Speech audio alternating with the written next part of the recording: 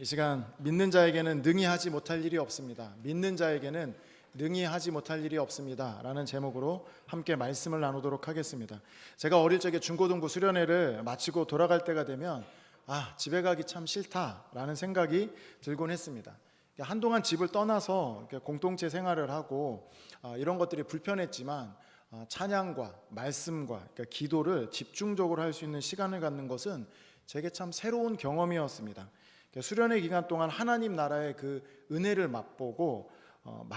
맛보았습니다. 그래서 처음에는 불편하고 힘들지만 이제 산에서 이제 내려갈 때 이때는 학교를 가려니 이제 너무 집에 가려니 아쉬웠습니다. 그러니까 한편으로 제가 이렇게 삶의 현장에서 맞서야 될 그 삶들이 빡빡해서 여기서 내려가지 말고 계속 은혜를 받았으면 좋겠다라는 생각들을 하곤 했습니다. 오늘 읽은 본문의 그 앞장면이 변화산 사건의 현장입니다. 그러니까 변화산 사건은 예수님께서 제자들, 그러니까 베드로, 요한, 야고보를 데리고 천상의 놀라운 광경들을 이제 경험하게 하셨죠. 하나님 나라가 임하고 그 황홀함을 경험했습니다. 그러니까 베드로가 이곳에서 경험이 얼마나 좋았던지 제가 초막 셋을 짓고 주님과 함께 여기서 살고 싶습니다 라는 고백을 했던 곳입니다. 그러니까 산 위의 현장은 지금 영적인 황홀함과 하나님 나라의 영광을 맛본 현장입니다. 그런데 반면에 산 아래의 현장, 오늘 본문의 현장은 많은 문제를 안고 있는 일상의 현장입니다. 오늘 읽은 본문의 배경이 일상의 현장이고 영적으로도 어둡고 또 척박한 삶의 현장입니다. 산 아래 현장은 성도님들이 마주하셔야 할 삶의 현장이죠. 성도 여러분들께서 주일의 은혜 가운데 하나님께 예배한 뒤에 이제 월요일에 이제 마주해야 될 직장과 이제 생업의 현장이 산 아래 현장입니다. 네, 월요일 또 직장, 생업이라는 단어에 얼굴이 어두워지시는 분들이 벌써 있습니다. 네, 그렇습니다. 그러니까 어느 철학자가 말하기를 삶은 문제 해결의 연속이다 라고 얘기했습니다. 우리가 있는 이 삶의 현장은 해결해야 될 참 일들이 많은 곳입니다. 성도님들이 맞이할 그 삶의 현장은 어떠십니까? 여러분은 삶의 문제를 해결할 능력을 갖고 계십니까? 여러분 산 아래에 이 문제 해결할 힘은 어디에서 오는 것일까요? 오늘 주제 질문은 이것입니다. 어떻게 하면 산 아래 현장인 일상에서 능력 있는 삶을 살아갈 수 있을까? 어떻게 하면 산 아래 현장인 일상에서 능력 있는 삶을 살아갈 수 있을까라는 질문으로 시작합니다.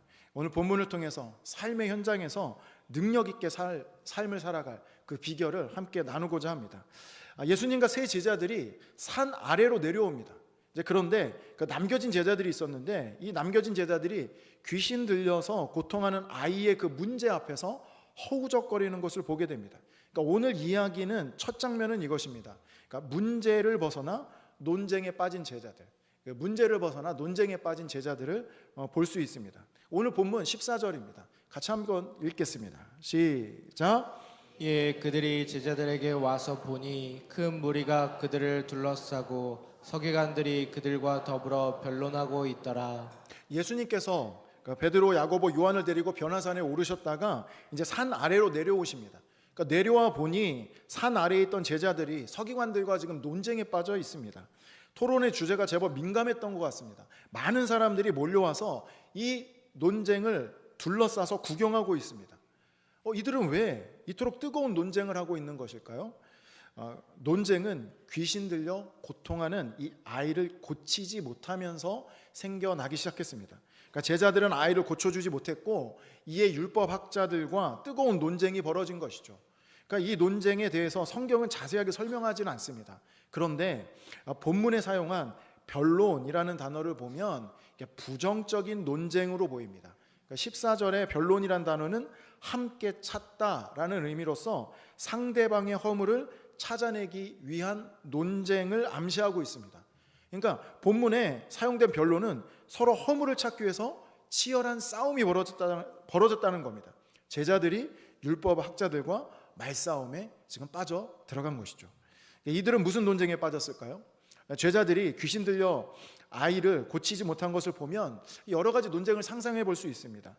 예를 들면 이 아이의 고통이 정말 귀신 때문이냐? 만약 귀신 때문이라면 그 귀신은 어디서 온 거냐? 이 질병은 누구 죄 때문인 거야? 이렇게 하는 게 맞아? 뭐 등등의 논쟁들이 있었던 것으로 보입니다. 그렇지만 논쟁은 하지만 아이는 좋아지지 않습니다. 참 안타까운 것은 지금 제자들이 문제 해결이 아니라 논쟁의 수렁에 빠져 있다라는 것이죠. 그러니까 일반적으로 문제를 벗어난 논쟁이 벌어지면 깊은 수렁에 빠지는 것과 같습니다. 그러니까 상대방의 허물을 찾기 위해서 논쟁이 벌어지면 그 상대방의 약점을 찾아내려고 하고 한편에는 자기 방어를 해야 됩니다. 그러니까 너가 잘못했니? 내가 잘못했니? 누가 잘못했니? 라고 하면서 문제의 원인을 서로 추궁하고 미루는 것이죠. 그러니까 문제의 원인을 상대에서 찾다 보니까 문제를 해결되지 않고 서로의 감정은 상합니다. 그러니까 이런 논쟁은 또 다른 논쟁을 만들어내고 전선을 확장시키는 거죠. 만일 여기에 그룹과 그룹 사이에 어떤 논리가 끼어들면 정파적인 이념들이 섞이게 되면 문제는 더 복잡하게 됩니다. 이렇게 되면 결국 문제의 본질이 무엇인지 중요하지 않습니다. 그러니까 논쟁을 위해서 상대방을 굴복시켜야 되기 때문입니다. 그러니까 점점 논쟁이 깊어지면 그러니까 진짜 문제를 외면합니다. 그러니까 어느 순간에 지나면 그러니까 무엇 때문에 싸우는지도 잊어버리면서 논쟁을 하고 있는 거죠. 그러니까 남는 건 갈등과 상처뿐입니다. 그러다 보면 관계의 틀이 틀어지고 문제 해결은 점점 더 멀어지게 됩니다. 이것이 논쟁의 늪에 빠지는 것이죠. 지금 제자들은 문제 해결 논점에서 벗어나 그만 논쟁의 늪에 빠져 있습니다. 그럴수록 아이는 계속 고통하고 있을 뿐입니다. 혹시 이 장면이 우리와 우리 사회를 반영하고 있지 않습니까? 그러니까 문제에 대해서는 논쟁이 있습니다. 그러니까 사회 문제 앞에서 부모 세대와 자녀 세대 간의 논쟁이 있습니다. 남자와 여자와 논쟁하죠. 세상과 교회 간의 변론이 있습니다. 그런데 정작 문제는 해결되지 않습니다. 그러니까 본질을 벗어난 논쟁은 해결보다 갈등만 양산해낼 뿐입니다. 그러니까 변론이 능력일 수 없습니다. 반면에 능력은 무엇이 문제인지 찾고 문제를 해결하는 것입니다. 그러니까 우리 삶의 현장의 능력보다 논쟁에 빠져서 허우적거리는 모습이 더 많습니다. 자, 이때 예수님께서는 산에서 내려오셔서 이 논쟁의 늪에 빠진 제자들을 발견하십니다. 그리고 예수님께서 논쟁 중인 제자들을 해결의 장으로 이끌어 가십니다. 두 번째 장면입니다. 논쟁의 장에서 해결의 장으로 이끄시는 예수님. 논쟁의 장에서 해결의 장으로 이끄시는 예수님을 볼 수 있습니다. 예수님께서 제자들의 논쟁에서 끌어내어서 회복의 현장으로 인도하십니다. 그러니까 예수님께서는 산 아래 내려오셔서 어떻게 이런 척박한 삶의 문제를 해결로 이끌어 가실까요? 오늘 본문 마가복음 9장 16절입니다. 16절 같이 함께 읽겠습니다. 시작. 예수께서 물으시되 너희가 무엇을 그들과 변론하느냐?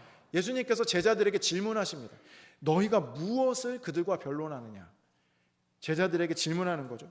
허우적거리는 그 논쟁 가운데 빠진 제자들의 지금 문제의 본질이 무엇이냐라고 각성케 하시는 겁니다. 그러니까 요즘 세계적인 기업들이 인재 채용 시에 학력이나 스펙보다는 인재의 핵심 능력을 본다고 합니다. 그러니까 그들의 능력을 평가할 때 단순히 그냥 정답만 잘 맞추는 게 아니라 어떤 문제의식을 갖고 그리고 그것을 해결하기 위해서 어떻게 질문하고 해결하는지 살펴본다는 거죠. 지금 예수님의 모습은 탁월한 문제 해결자의 모습으로 보입니다. 논쟁의 늪에 허우적거리는 제자들에게 핵심을 찌르는 질문을 하십니다. 예수님께서 제자들에게 물으십니다. 너희는 무엇을 저희와 변론하느냐? 무엇이 문제니? 라고 묻는 겁니다. 너희가 논쟁에 빠져 있는데 문제의 본질은 무엇이야? 라는 것이죠.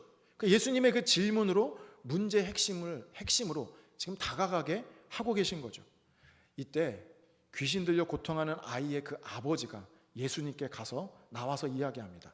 오늘 본문 17절과 18절입니다. 같이 함께 읽겠습니다. 시작. 무리 중에 하나가 대답하되 선생님, 말 못하게 귀신 들린 내 아들을 선생님께 데려왔나이다. 귀신이 어디서든지 그를 잡으면 거꾸러져 거품을 흘리며 이를 갈며 그리고 파리해지는지라. 내가 선생님의 제자들에게 내쫓아 달라고 하였으나 그들이 능히 하지 못하더이다. 지금 제자들이 해결하려고 했던 그 문제가 무엇이죠? 귀신 들려 고통하는 아이입니다.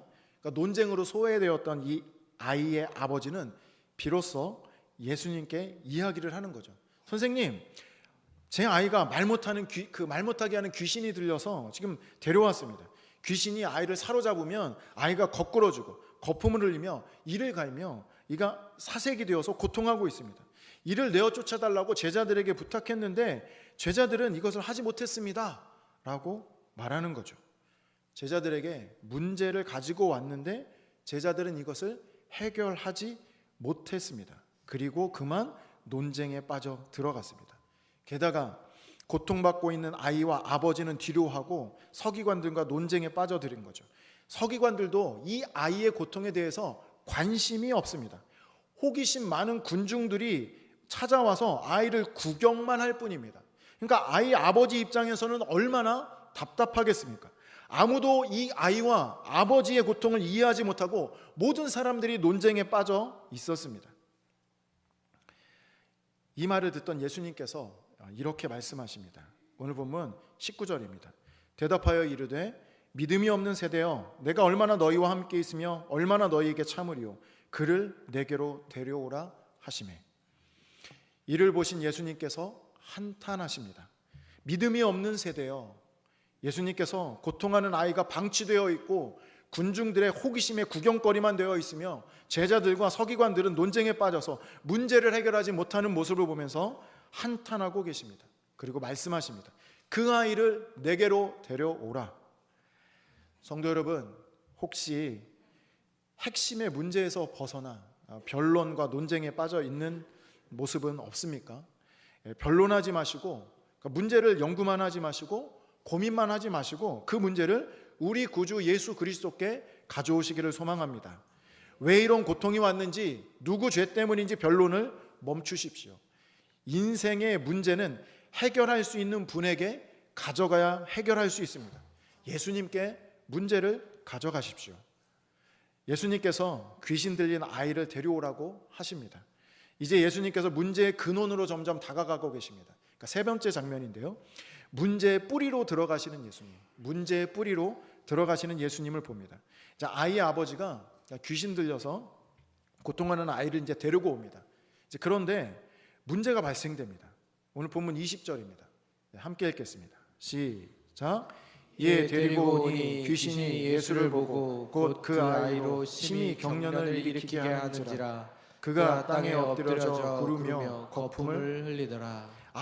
고통받는 아이를 데려왔습니다. 그런데 오히려 아이가 더 심한 경련과 고통 가운데 있습니다. 아이가 땅에 엎드려지고 구르고 지금 거품을 흘리는 가운데 있습니다. 지금 아이의 고통이 좀 더 확장되고 있는 거죠. 여러분, 하나님께서 역사하실 때 이와 같은 일들이 발생될 수 있습니다. 오히려 문제가 더 커져 보이는 것이죠. 뭐 이런 거죠. 아니, 종교를 옮겼더니 더 어려워지네. 나 기독교는 나랑 맞지 않나 봐. 뭐 이런 생각을 하고 이런 말을 하는 거죠. 성도 여러분, 이런 일들이 벌어진다면 거기서 머물러서는 안 됩니다. 왜냐하면 회복이 가까이 오고 있다라는 의미일 수 있기 때문입니다. 이때 예수님께서는 어떻게 하실까요?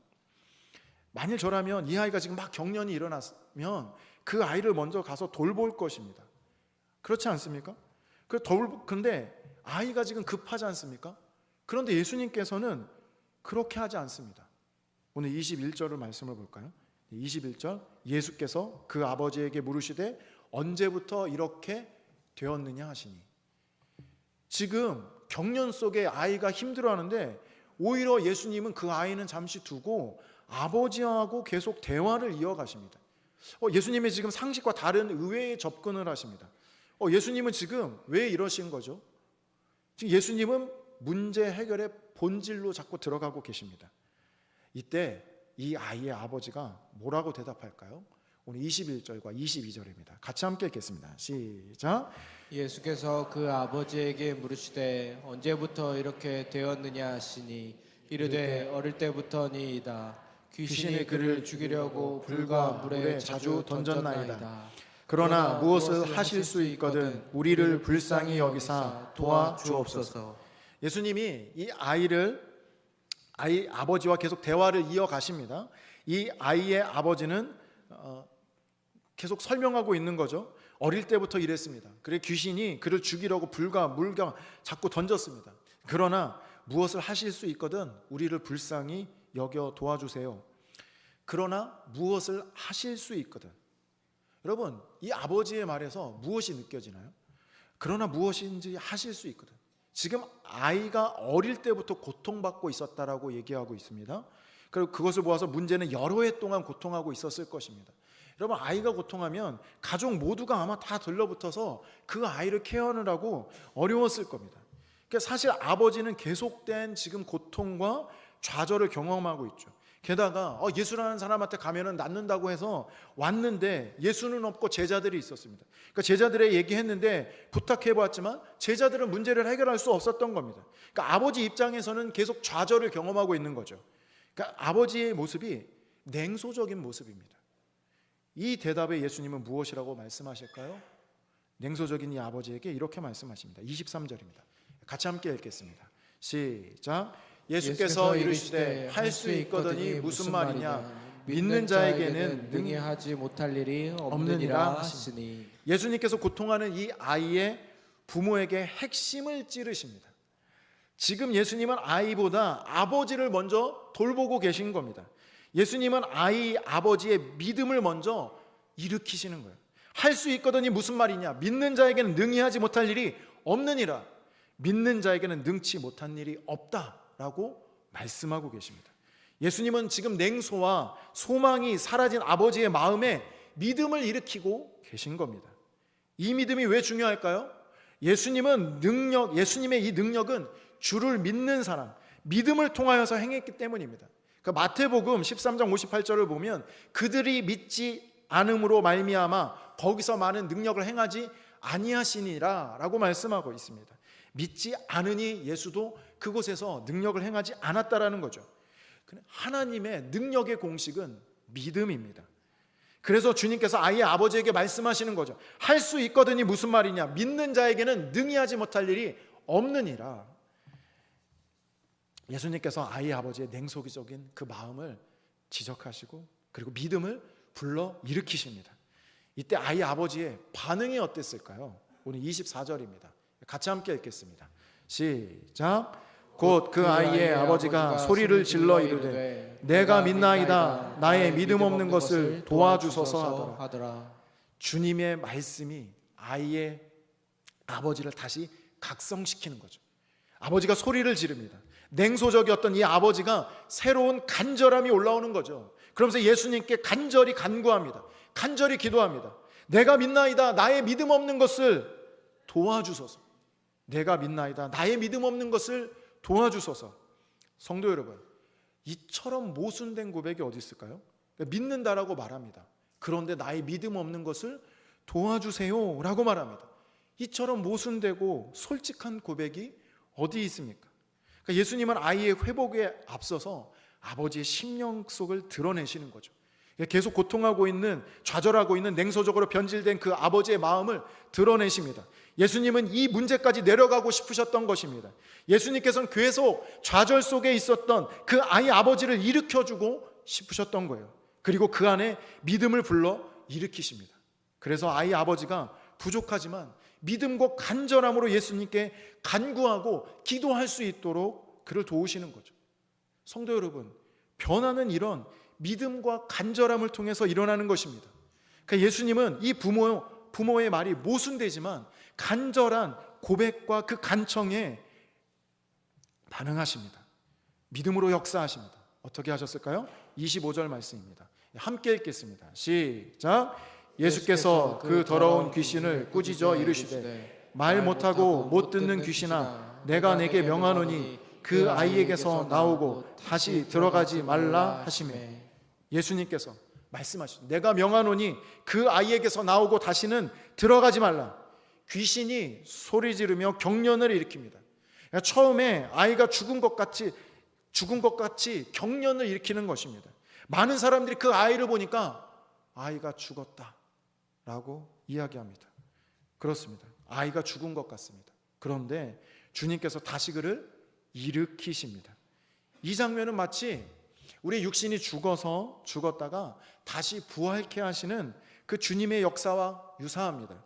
그래서 주님께서 그 아이의 손을 잡아 일으키십니다. 이에 아이가 일어납니다. 귀신 들린 아이가 회복되었습니다. 여러분, 때로는 우리가 죽은 것 같은 상황들이 있습니다. 그러나 부활의 주께서 우리를 일으키시는 줄 믿습니다. 성도 여러분, 예수님께서는 문제의 핵심으로, 문제의 중심으로 이끌어 가십니다. 삶의 문제를 해결할 힘은 바로 믿음입니다. 성도 여러분, 그렇다면 우리는 무엇을 믿어야 됩니까? 무엇을 믿어야 할까요? 첫째, 예수 그리스도를 믿어야 합니다. 요한일서 5장 4절에서 5절입니다. 무릇 하나님께로 난 자마다 세상을 이기느니라. 세상을 이기는 승리는 이것이니 우리의 믿음이니라. 그 믿음은 무슨 믿음입니까? 예수께서 하나님의 아들이심을 믿는 자, 그 믿는 자가 세상을 이긴다라고 말씀하고 있습니다. 하나님의 아들 예수 그리스도를 믿을 때 그 안에 능력이 나타나는 것인 줄 믿습니다. 돈이 아니고 명예가 아니고 권력이 아니라 예수님은 나의 삶의 중심으로 모실 때, 그 믿음이 있을 때 세상을 이길 수 있는 힘을 얻게 되는 것이죠. 두 번째는 예수 그리스도의 능력을 믿어야 됩니다. 에베소서 3장 20절 말씀, 우리 가운데 역사하시는 능력대로 우리가 구하거나 생각하는 모든 것에 더 넘치도록 능히 하실 이에게, 여러분이 구하고 생각하는 것 이상으로 넘치게 그것을 능히 하실 이가 있습니다. 그분이 바로 예수 그리스도이십니다. 세상의 그 모든 문제를 해결하실 수 있는 분이 구주 예수 그리스도이십니다. 그분의 능력을 믿어야 합니다. 우리가 구하거나 생각한 모든 것을 더 능히 넘치도록 하실 이, 그것을 믿어야 합니다. 마지막으로 네 번째 장면입니다. 그러니까 제자들에게 교훈하시는 예수님, 제자들에게 교훈하시는 예수님을 보게 됩니다. 이렇게 정신없이 하루가 이제 지나갔습니다. 그러니까 예수님은 제자들에게 한 말씀 하지 않으셨습니다. 그러니까 이런 어색한 분위기에 제자들이 먼저 예수님께 찾아와서 묻습니다. 오늘 28절 말씀입니다. 같이 함께 읽겠습니다. 시작. 집에 들어가심에 제자들이 조용히 묻자오되 우리는 어찌하여 능히 그 귀신을 쫓아내지 못하였나이까. 주님, 우리는 어찌하여 능히 그 귀신을 쫓아내지 못했을까요? 사실 제자들에게 귀신을 쫓아내고 그리고 능력의 역사를 나타냈었습니다. 오늘 본문보다 앞선 장면이 있는데 마가복음 6장 12절 13절입니다. 제자들이 나가서 회개하고 전파하고 많은 귀신을 쫓아내며 많은 병자에게 기름을 발라 고치더라 라고 말씀합니다. 마가복음 3장에 보면 그 능력을 받았다라고 기록하고 있습니다. 그러니까 이전에 제자들은 귀신을 쫓아내고 병자를 고쳤습니다. 그런데 지금은 어찌하여서 안 되는 것일까요? 그러니까 제자들이 이것이 고민입니다. 이전에는 됐는데 왜 이번에는 안 되냐라는 거죠. 예수님께서 무엇이라고 말씀하실까요? 오늘 29절 말씀입니다. 같이 함께 읽겠습니다. 시작. 이르시되 기도 외에 다른 것으로는 이런 종류가 나갈 수 없느니라 하시니라. 기도 외에 다른 것으로 이런 종류가 나갈 수 없다라고 말씀하시죠. 예수님은 제자들에게 기도가 문제 해결의 핵심이다라고 말씀합니다. 사역하는 제자들의 입장에서는 기도가 문제 핵심의 핵심이다. 성도 여러분, 그렇습니다. 기도에는 능력이 있습니다. 그러기에 기도가 그 능력의 핵심이 되는 거죠. 스코틀랜드의 종교개혁자 존 락스가 영국의 피해 여왕 그 메리와 투쟁하면서 그 개혁신학의 자유를 쟁취했던 사람입니다. 그가 말하기를 기도하는 한 사람이 기도하지 않는 한 민족보다 강하다라고 얘기했습니다. 그 대적자 메리 여왕이 말하기를 영국의 100만 군사보다 존 락스의 기도가 더 무섭다라고 한 거죠. 기도하는 한 사람이 기도하지 않는 한 민족보다 무섭습니다. 왜냐하면 기도하는 사람에게는 하나님의 능력이 주어지기 때문입니다. 그리고 하나님은 하나님의 일을 시작하시기 전에 우리 마음에 기도를 불러 일으키십니다. 여러분, 귀신 들린 아버지를 살펴보십시오.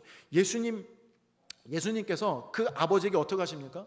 그 아버지의 믿음 없음을 각성시키죠. 할 수 있거든이 무슨 말이냐? 믿는 자에겐 능히 하지 못할 일이 없느니라 라고 말합니다. 그때 아이 아버지가 마음의 각성이 일어나서 무엇이라고 말합니까? 도와주소서라고 간절히 간구합니다. 그러니까 예수님께서는 아이 아버지의 그 마음에 먼저 기도를 불러 일으키시는 것이었습니다.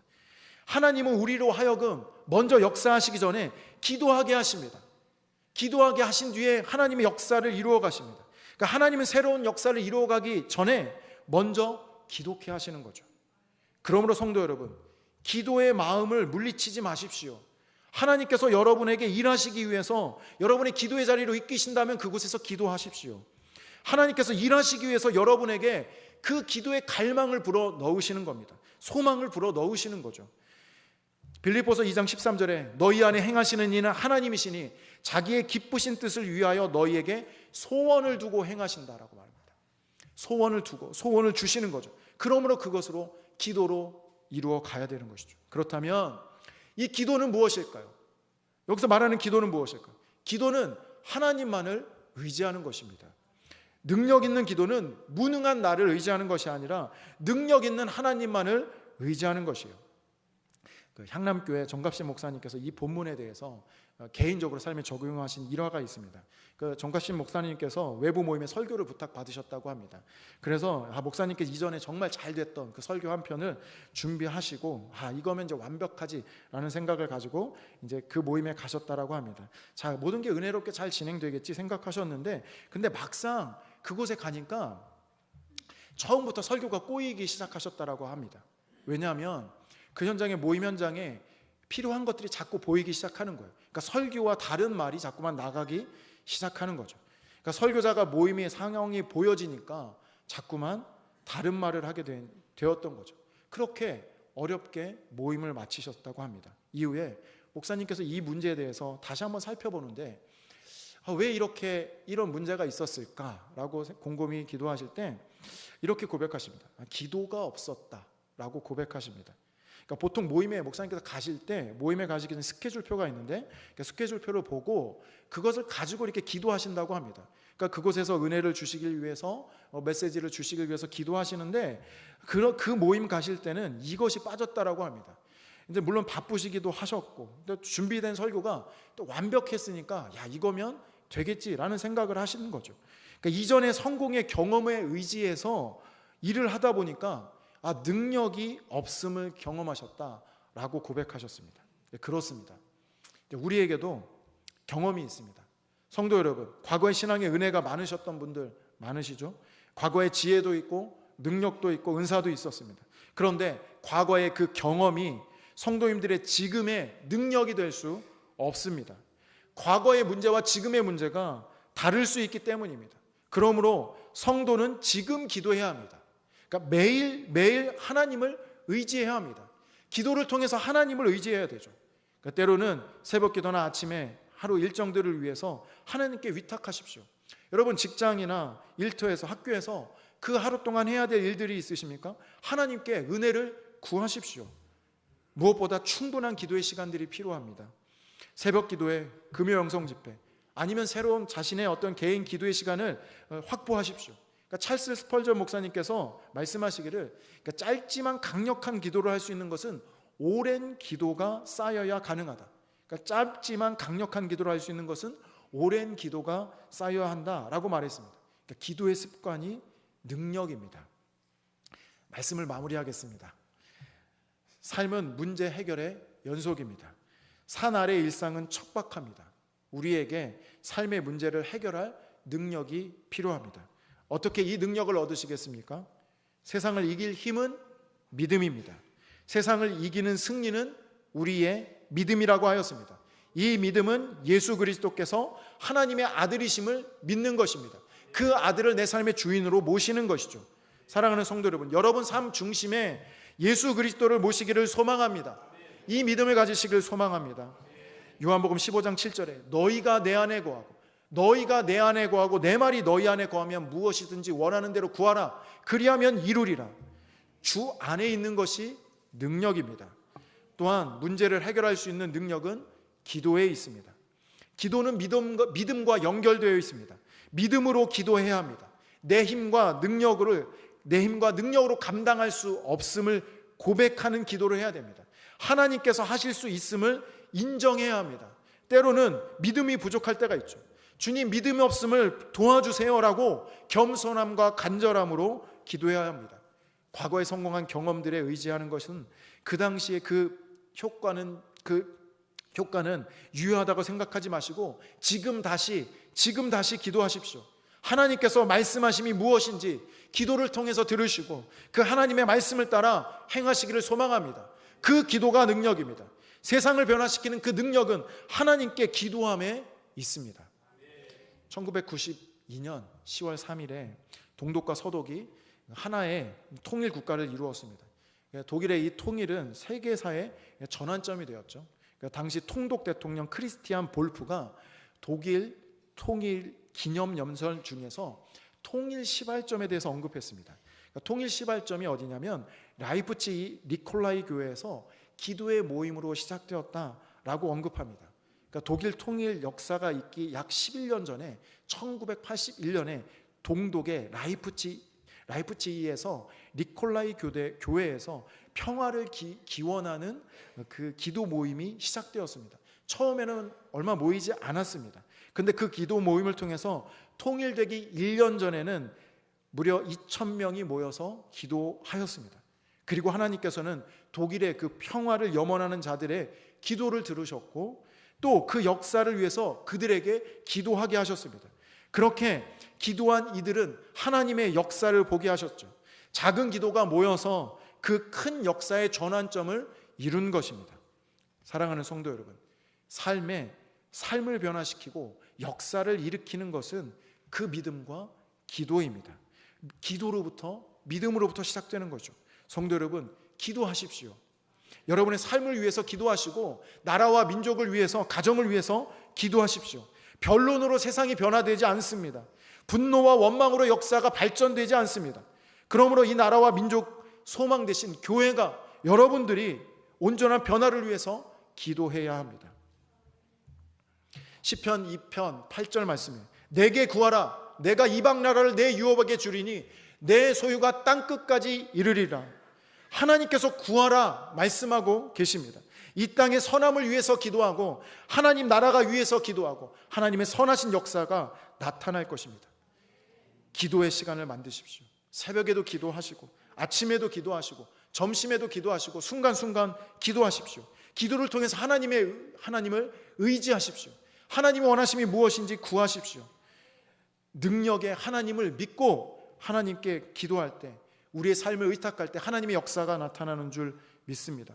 겸손하게 주님께 구하고 주님의 이끄심을, 인도하심을 구하십시오. 그리고 믿음으로 행동하십시오. 하나님의 역사가 나타날 줄 믿습니다. 그러니까 산 아래의 삶의 문제들이 있고 영적으로 혼란스럽지만 기도하는 사람, 그러니까 하나님을 의지하는 사람에게 영적인 권세가 주어질 것입니다. 그들을 통해서 회복의 역사, 승리의 역사가 이루어가는 줄 믿습니다. 이 시간에 같이 함께 찬양하면서 함께 마음을 모아서 함께 기도하며 나아가겠습니다. 우리 함께 기도해 같이 함께 찬양하며 나아가도록 하겠습니다. 우리 함께 기도해. 우리 함께 기도해. 주 앞에 나와 무릎 꿇고 구휼 베푸시는 주 하늘을 향해 두 손 우리 함께 기도해. 우리 함께 기도해. 주 앞에 나와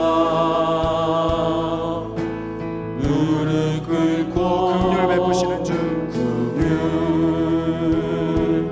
베푸시는 주 하늘을 향해 두 손 하늘 문이 열리고 하늘 문이 열리고 은혜의 비추기 이 땅 가득 내리도록 마침내 주 오셔서 의의 비추기 우리 위에 부으시고 우리 함께 기도해. 우리 함께 기도해. 주 앞에 나와 무릎 꿇고 긍휼 베푸시는 주 하늘을 향해 두 손 하늘 문이 열리고 하늘 문이 열리고 은혜의 비추기 이 땅 가득 내리도록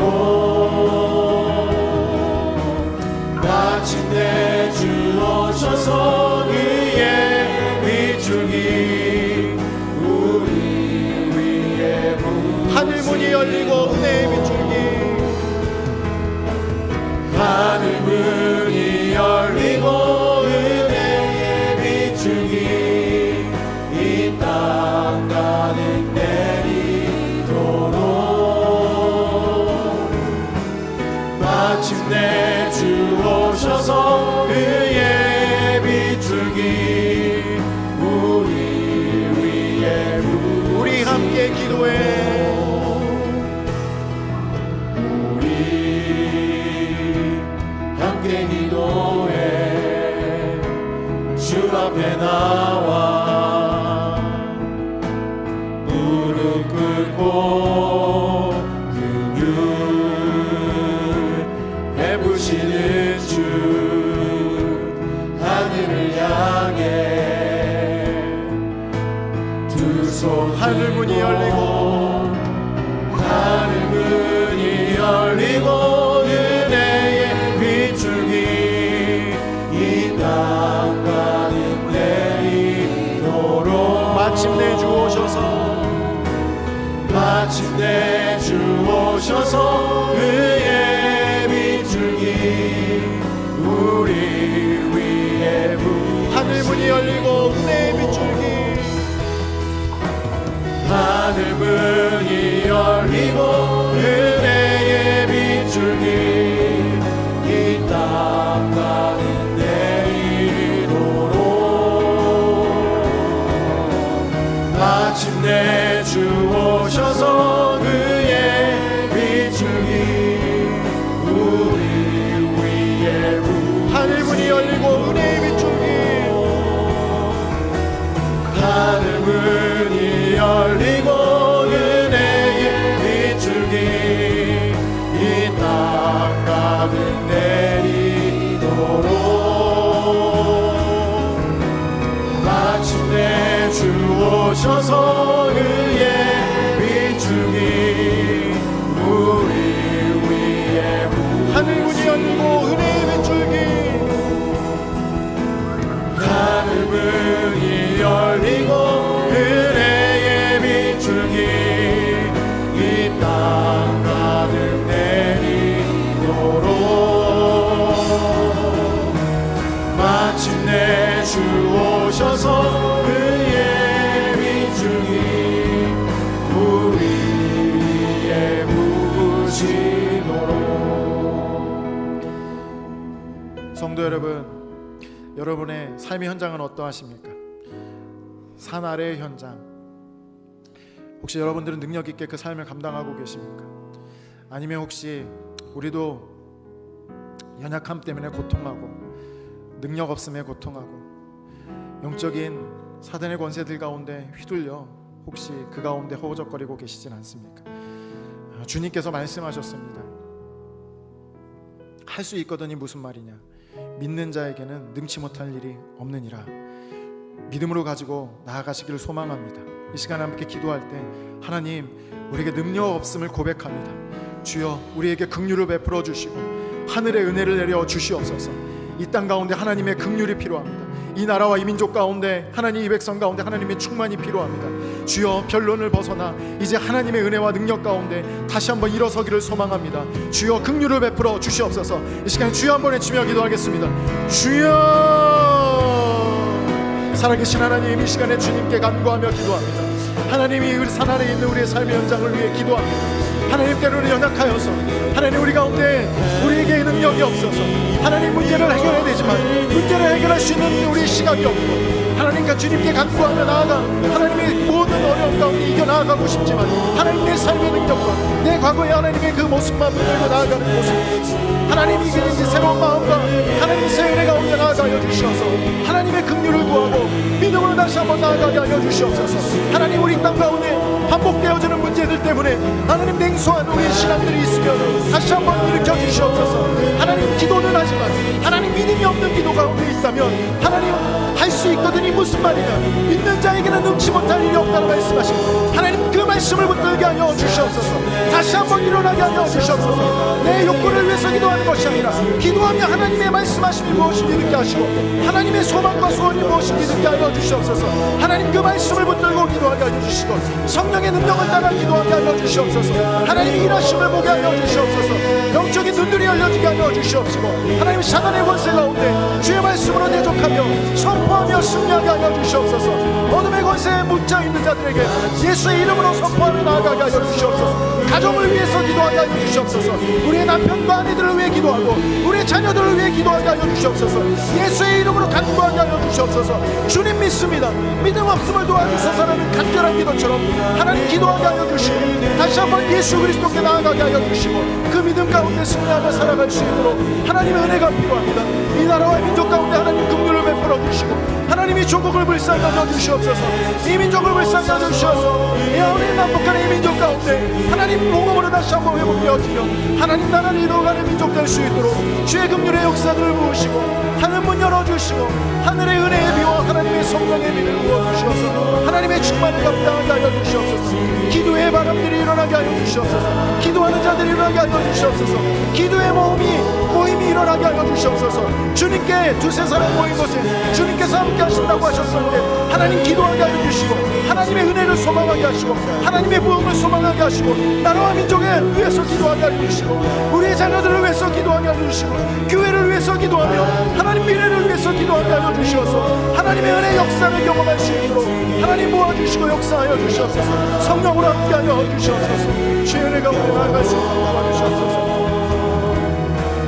마침내 주 오셔서 의의 민중이 우리 위에 하늘문이 열리고 은혜의 민중이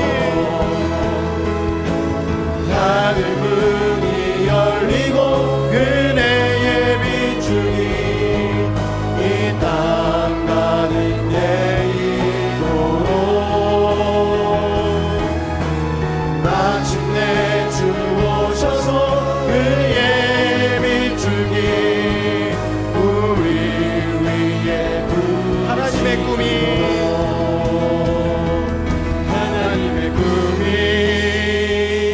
나의 비전이 되고 예수님의 성품이 나의 인격이 되고 성령님의 권능이 나의 능력이 되길 원하고 바라고 기도. 하나님의 꿈이 나의 비전이 되고 하나님의 꿈이 나의 비전이 되고 예수님의 성품이 나의 인격이 되고 성령님의 권능이 나의 능력이 되길 원하고 바라고 기도합니다. 기도하시겠습니다. 우리 삶에게 능력을 주시고 회복해 하시는 주님의 이름을 높여드립니다.